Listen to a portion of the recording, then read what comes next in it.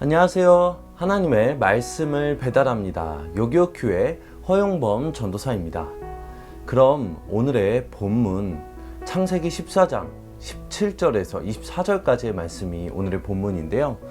제가 창세기 14장 21절에서 24절까지의 말씀을 봉독하고 오늘의 말씀을 함께 묵상하도록 하겠습니다.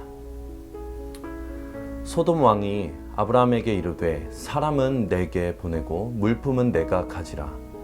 아브라함이 소돔 왕에게 이르되 천지의 주제이시오 지극히 높으신 하나님 여호와께 내가 손을 들어 맹세하노니 내 말이 내가 아브라함으로 치부하게 하였다 할까 하여 내게 속한 것은 실 한 오락이나 들 매끈 한 가닥도 내가 가지지 아니하리라. 오직 젊은이들이 먹은 것과 나와 동행한 아넬과 에스골과 마므레의 분깃을 제할지니 그들이 그 분깃을 가질 것이니라. 아브라함 링컨이 대통령으로 있을 때의 일입니다. 어느 날 그는 백악관 현관 앞에서 구두를 닦고 있었습니다.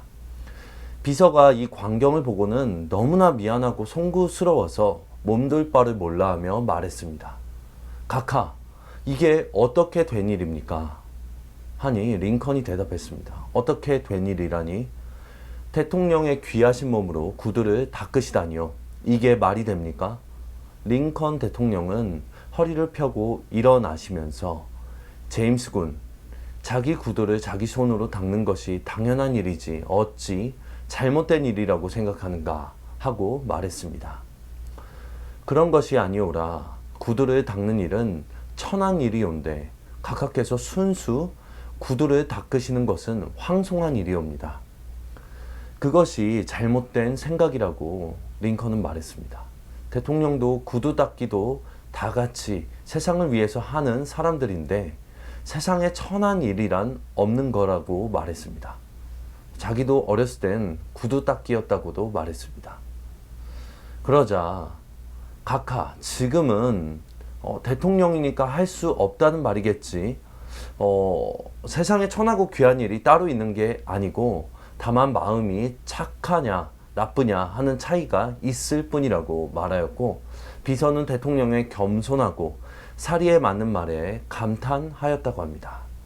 링컨 대통령은 항상 자기 일은 자기가 하시며 사람들에게 많은 산 교훈을 주었다고 합니다. 그래서 그는 지금도 미국뿐 아니라 전 세계 많은 사람들로부터 존경의 대상이 되고 있는 것입니다. 아브라함은 사병을 이끌고 나아가 메소포타미아 연합군을 제압하고 조카 롯을 구했습니다. 메소포타미아 연합군은 사해 주변 연합군을 물리친 세력이었기 때문에 아브라함의 군대가 이길 확률은 희박했습니다. 그러나 하나님이 도우셨으므로 아브라함은 이 전쟁에서 승리를 거두었습니다. 불가능에 가까운 전쟁에서 승리한 게선 장군에게는 모든 것을 할 수 있는 위엄과 권한이 있었습니다. 아브라함은 떡과 포도주를 가지고 나와 환대하는 멜기세덱에게 전리품의 10분의 1을 주면서 오히려 멜기세덱을 높였습니다. 아브라함의 행동은 이후에 후대가 따라야 할 모범이 되었습니다. 아브라함은 교만해질 수 있는 위치에 있었지만 오히려 겸손한 모습을 보여줍니다. 소돔 왕은 메소포타미아 연합군과 전쟁에서 패하고 역청 구덩이에 숨어 목숨을 부지했습니다. 그는 아브라함이 승리했다는 소식을 듣고 그곳에서 나왔습니다. 그러고는 아브라함을 맞이하며 환대하는 듯한 모습을 보였지만 오히려 자신의 권리를 주장하며 사람을 자기에게 넘기라고 요구합니다.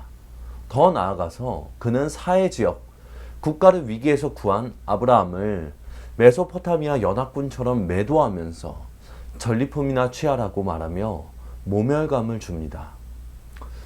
이러한 소돔 왕의 모습은 소돔 사람의 모습과 너무도 닮아 있습니다.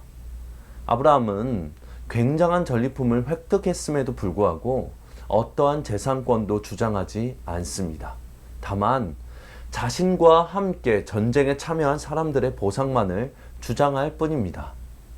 아브라함은 모습은 단편적이지만 자신의 권리를 주장하는 것과 부유함을 연결시키지 않습니다. 오히려 세상과는 다른 기준으로 살아가는 하나님의 백성의 모습을 보여줍니다. 성경은 소돔 왕이 아브라함에게서 취한 많은 전리품이 머지않아 소돔과 함께 멸망할 것을 기록합니다.